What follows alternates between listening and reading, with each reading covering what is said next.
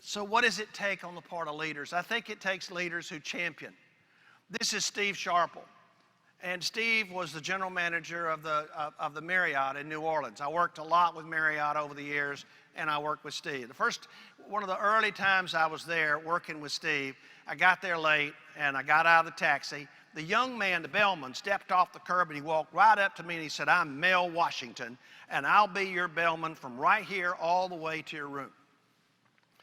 Now, the one thing that impressed me is I've never had a bellman introduce himself. Second, he cleared up something I'm frequently confused about. I never know what to tip the person who gets you stuff from the taxi to the front desk. I got front desk to the room. He said, "I'll be your bellman all the way to your room." He said, "You go ahead and check in. I'm going to step over to the concierge stand, pick up a few items I think you might enjoy reading about New Orleans." We're going up to the room. He said, "Now, how long has it been since you've been here before?" I said, "Well, it's been a little while." He said, "Well, let me tell you some things might have changed since you were here." Of course, he gets to the room, he makes sure all my luggage is taken care of. He gets ice in the ice bucket, and then he says, "Come here, come here, come here."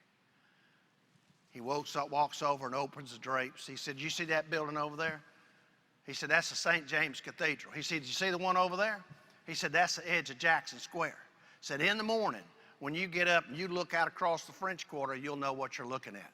And the last thing he did, he said, "Here's my business card. It's got my home phone on the back.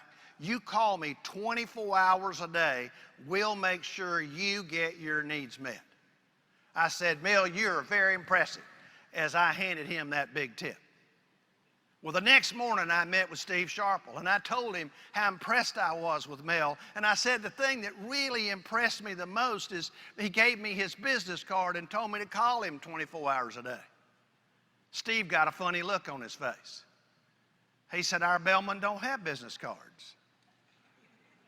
I said, "Oops." Well, Mel figured out a way to get one. A week later, I got a call from Steve. He said, "I got to tell you about Mel. Mel is now in charge of the bell stand, and by the way, they all have business cards." See, that's what I'm talking about. That's what I'm talking about. That's the kind of champion we have. And that's what Lisa Privet didn't get. And that's what the guy in the story about the milkshake moment didn't get. We've got to be willing to be our champion of our employees.